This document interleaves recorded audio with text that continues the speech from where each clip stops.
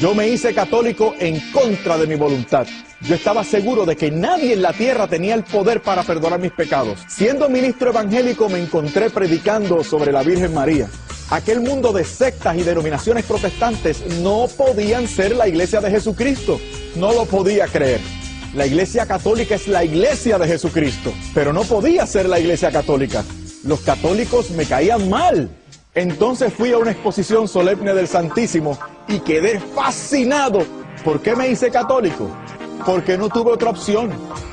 Pues amaba demasiado a mi Señor para conformarme con menos. Sufrí mucho, pero valió la pena, porque al fin estoy en casa. ¿Qué tal? Mi nombre es Fernando Casanova. Soy profesor de teología en la Facultad de Teología de los Padres Dominicos en la Universidad Central de Bayamón y fundador y director de la Alianza Formativa, que es un ministerio de evangelización y formación de la fe católica para la Arquidiócesis de San Juan de Puerto Rico. Y estoy aquí una vez más con mi Biblia en la mano y mi corazón abierto para llegar a mis amigos católicos y a mis amigos evangélicos. Son mis hermanos y quiero que sepan mi historia. Una historia de evolución en la fe. Una historia de conversión, sí, de conversión, porque estaba alejado de la iglesia que Jesucristo dio a los hombres y a las mujeres como medio histórico de salvación. Yo fui descubriendo esto poco a poco. Y a esto hemos dedicado esta serie, Estoy en casa. Porque me siento en casa. Por fin he llegado. El camino del protestantismo me condujo por la Biblia y por el sentido común, aquí donde estamos ahora, en la Iglesia Católica. Aquí en la Iglesia he descubierto que realizo a cabalidad mi fe evangélica, haciéndole caso a todo el Evangelio. No un texto por aquí, ni una frase por allá, y un pasaje por el otro lado, tomando en cuenta toda la revelación, sin seleccionar nada, tomando todo el beneficio del contenido de la fe que el Señor entregó a la iglesia que fundó como depósito, para que esta iglesia pudiera instruirme, guiarme, pastorearme, para que como miembro de esta santa iglesia yo pueda responderle mejor a mi Señor. Ahora bien, hermano católico, déjame decirte algo también. Dice la Biblia que a quien mucho se le dio, mucho se le va a exigir. A nosotros los católicos se nos ha dado todo. Se nos ha dado ser parte del cuerpo de Cristo que subsiste de manera especialísima en esta Santa Iglesia Católica. Y por eso vamos a tener que responder. De manera que no basta con ser nominalmente católicos. No, no, señor. Vamos a tener que responder por qué tipo de católicos fuimos. Si respondimos, si vivimos esta fe, esta experiencia maravillosa de la fe cristiana y católica a cabalidad. No escogiendo nada, no relativizando nada, no tomando lo que me gusta y desechando lo que no me gusta. De manera que no hay tal cosa como un católico pro-choice. Eso no existe. Esto no es un supermercado en el cual tú adquieres los artículos que te gustan y no echas al carrito los que no te gustan. No. Aquí tú lo aceptas todo. Porque Jesucristo es ciertamente la verdad, pero nosotros seremos sus discípulos, dijo el Señor en el Evangelio según San Juan. Seréis verdaderamente mis discípulos si hacéis lo que yo les mando.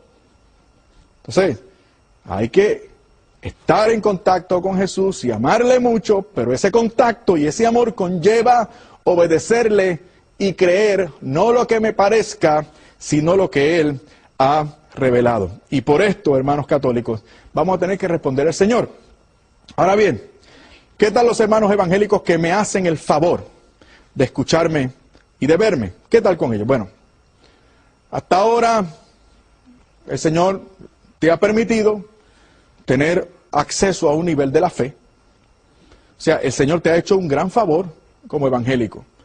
Has recibido la palabra de Dios, la cual crees, la amas, la lees, tienes fe en Jesucristo, amas a tu prójimo, pero eso no es suficiente.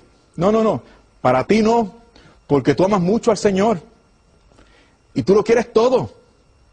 La Biblia, tener comunión con el Señor, son cosas preciosas, imprescindibles, pero esto conlleva mucho. Conlleva, por ejemplo, celebrar la fe. Y la fe hay que celebrarla de cierta manera. Y esa manera instituida por Cristo para celebrar la fe es la Santa Eucaristía, que es un sacramento además. Entonces, mi invitación una vez más es a que prestemos atención al contenido bíblico, pero no seleccionando textos, sino profundizando. Hemos dicho en el programa anterior que el criterio de autoridad que Cristo fijó para nosotros conocer, saber, beneficiarnos de la verdad, es apostólico, un criterio apostólico. Y que el Papa está en la cima de ese criterio. El Papa y los demás obispos en comunión con el Papa son referencia autoritaria para mí y también para ti. Así lo dispuso el Señor. Yo recuerdo cuando estaba en mi clase bíblica dominical, era un niño, y una de las primeras cosas que a mí me llamaron mucho la atención sobre el catolicismo, recuerden que yo nací y me crié en una iglesia de extracción pentecostal, conservadora, fundamentalista, gente muy buena, gente que amo y aprecio muchísimo, pero parte de la doctrina de esa facción del cristianismo consiste en ser anticatólico o anticatólica. Tenemos que admitirlo. Parte de la doctrina del ideario religioso en el cual yo me formé era también anticatólico. Por ejemplo, recuerdo yo aquella clase bíblica dominical, yo debía tener algunos 13 años tal vez. Me dijo mi maestro de escuela bíblica dominical que el Papa era el anticristo, que era el anticristo, nada más y nada menos. Entonces yo levanté la mano y le pregunté a mi maestro, hermano, esto es bien importante lo que nos está señalando. Y yo quisiera saber cuál es el texto bíblico, porque yo quiero desde ahora en adelante ganarme muchos católicos para el Señor. A los 13 años yo me había fijado esa meta, ganarme a muchos católicos para el Señor. No se me hizo tan difícil como me había imaginado, se me hizo bastante fácil. Y me di cuenta de que citando la Biblia y siendo perseverante con los católicos, yo me los podía ganar. Y yo pensaba que me ganaba el cielo de esa manera y que aceleraba la segunda venida del Señor, porque así sacaba más gente del error y mientras más cristianos hubiéramos, más rápido venía el Señor. Y recuerdo que ese fue el primer texto que inquirí para ganarme a los católicos. Un texto anticatólico. Y mi maestro me refirió a Apocalipsis, capítulo 14, versículo 18. Apocalipsis 14, 18. Para demostrarme que el Papa era el anticristo. Dice, aquí está la sabiduría, que el inteligente calcule la cifra de la bestia, pues es la cifra de un hombre. Su cifra es el 666. Ese fue el texto que me dieron. Y reaccioné. ¿Dónde dice Papa? Le pregunté a mi maestro. Y me dijo, no, es que, mira, lo que pasa es que es el Papa porque el Papa usa una corona. Claro, no es corona. Después resultó que era una mitra. En esa tiara, en esa corona, habían una frase inscrita en la parte de atrás, que no se veía, era algo secreto. Y aquella frase era el título oficial del Papa. Aquella frase era Vicarius Filii Dei. En español, el vicario de Cristo.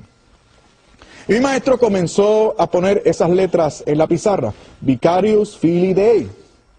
Y le empezó a dar valor numérico, dejándose llevar por su equivalente en letras romanas. Y sumó frente a nosotros. Y fue impresionante.